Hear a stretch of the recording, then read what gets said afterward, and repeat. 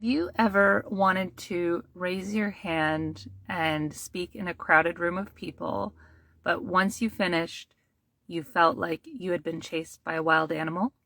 Or maybe you wanted to raise your hand, but you didn't feel confident enough to raise your hand, so you just spent the whole time like rehearsing your question in your mind, getting ready to raise your hand, maybe ask the question, but then couldn't bring yourself to raise your hand.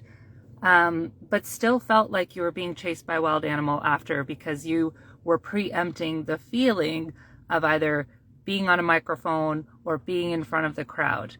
And I can tell you, I've had this experience before, and it's gotten a bit easier over the years. I want to reassure you with that if you haven't done it before, or if you're still at the beginning stages of not pitching in front of people yet, or not doing a lot of public speaking, or trying to just bring yourself to raise your hand and get on the microphone at a workshop or at an event to be an audience member that does do the Q&A. Maybe you're not there yet, but I want to reassure you that over the years, it has gotten easier for me with practice. But I know from my own lived experiences and from my own body that I need to signal safety to myself, to my mind, to my body, and like tune into it before I go into a new environment. And you'll realize when you go into new environments, especially as a parent of young kids, especially if they're business environments, that they are not designed for you. The system isn't created to support you. The facilities aren't really there to support you. And unless you're at an experience like the ones that I've been creating or other meetups that are designed specifically for parents, or the venue has a parent-friendly space, you will feel even more out of your element when you go into those environments. And I'm not saying that to scare you, because I have done it, and I've done it over and over and over again with 3 different kids, and they all remained calm because I was calm.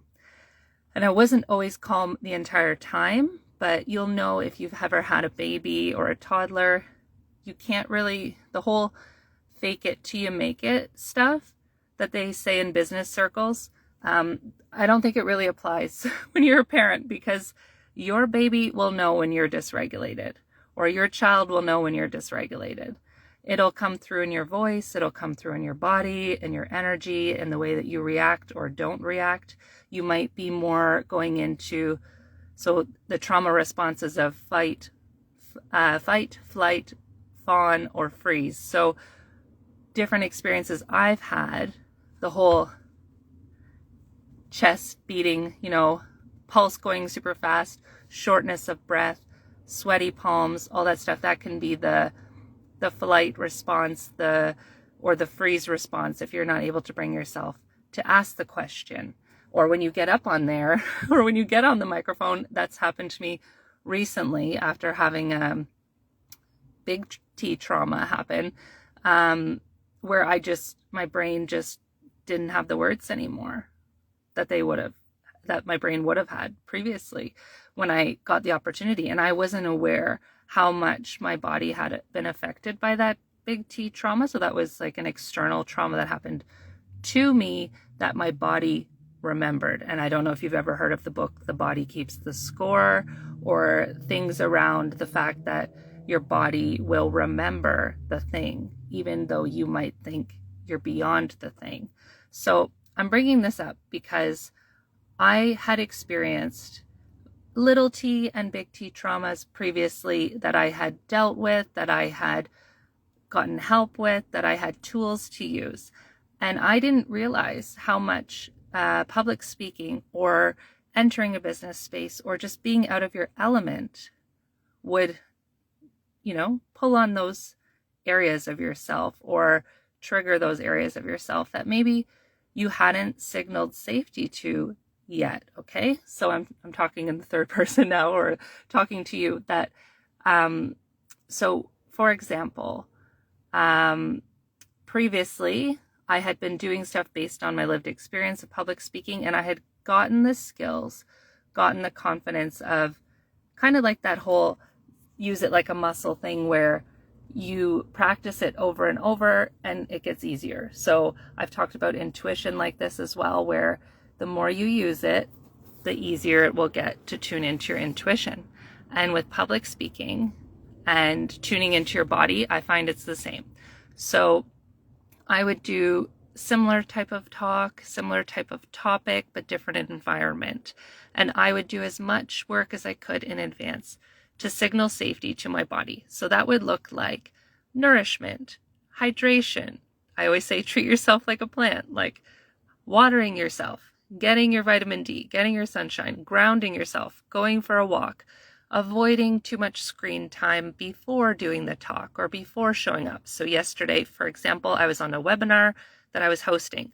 I didn't want to do too much screen time before that because I wanted to save my brain power and be fresh for the session. And so you might want to do things for your body to signal safety with, replenishing yourself with what you're putting in, okay? That's more internal. Then you're going to want to look at your external environment. And depending on what you're doing, whether it's a webinar, whether it's an in-person, whether it's hybrid, maybe it's a one-on-one meeting, maybe it's a group setting where you're having to pitch to a bunch of people, you're going to want to look at what is the environment that I'm putting myself in next. So you're going to look at the internal and you're going to look at the external. And that is why I have done work to try to create safe spaces for parents, because I would recognize that you're just not even going to want to enter the space, or you're just going to have to be a certain type of person to feel safe enough or confident enough or have enough self-trust to enter a space that isn't designed for you. So I would try to change the external environment or modify the external environment and space so that you would feel safer to enter as a parent. When that's not possible, you need to really look at all the things you can do internally, as well as things you can bring with you, either if you're bringing your kids with you, supplies, extra clothes, diapers, all that stuff, the stuff that you need, the external things that you need in order to replicate the safety that you have at home, or the environment that you're used to, or the routines that you're in with your kids. And I am sharing more things like this I have a private podcast monthly and a community for this year. It's mixingbabiesandbusiness.com/community. But I've set this up as a base level so it's $25 for the year.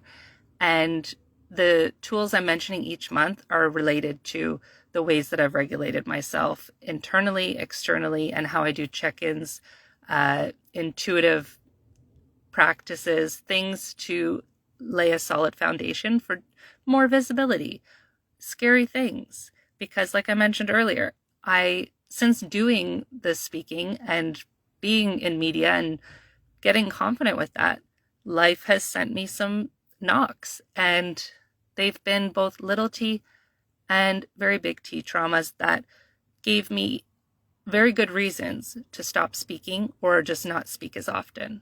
And I won't go into the stories now, but I've had many moments where I've had to go, is this worth it? Is the outcome of this or the goal of this worth what I'm about to put myself through? And some people would say, no, don't do that. Or, yeah, it's not worth it.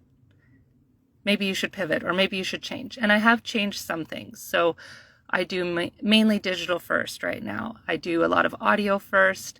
I'm not traveling as much right now related to health reasons. But you kind of have to look at your own environment and your own self and go, is it safe for me to do this? Is this the right opportunity for me? Is this the right step for me? And only you will know that. Only you will know it based on yourself, based on your family, based on your children, based on your home environment, how safe it is for you to put yourself out there. So I never want people to feel like I'm going to say, fake it till you make it, feel the fear and do it anyways. Those are all great slogans and mantras to have, but sometimes it is just not safe for you to do things a certain way. And sometimes your body and your mind, which are designed to keep you safe, will tell you this isn't safe, even though your external environment isn't showing you that. And you have to do some reality checks sometimes and some work on that so that you can retrain your mind and retrain your body and I'll say less retraining, more like get back in touch with your body and have a conversation with it on what it needs. Because if you're going to keep just throwing yourself into these dysregulating situations without working on the internal stuff, you might get sick, you might burn out, you might snap more easily in situations that you don't really need to react that way, but like you won't have the same regulated nervous system if you keep putting yourself in these like beyond your comfort zone, beyond your zone of safety situations. So I want to leave you with that today or this week, and I'll come back next week with some ideas for your internal and external environments. And then I'll be taking a break from these live streams, and I'll probably just do them more sporadically, and I probably won't promote them as much in advance, and I'll just hop on because it's going to be summer break here in Canada. So signal safety to your nervous system internally and look at your external environment that you're going to be going into. Those are my tips for you today when it comes to doing public speaking, either with or without your kids, or just putting yourself out there, getting more visible, and challenging your kind of comfort zone, growth edge zone. So I hope this helps, and I'm cheering you on. And if you want a replay of the webinar that I did this week, I will have it up for a week. You can send me a DM. Just send me a DM. I don't have the replay ready yet, but it was called Show Up with Your Kids in Corporate Settings. And I went through my 4 steps that I've practiced over the years, over 9 years with 3 kids, and how I've done my activism and my public speaking and hosting events, and how you can start doing it too. And I just want to support you with that. So you can send me a DM or comment on this, and I will send you the replay when it's ready. Okay, wishing you all the best. Take care.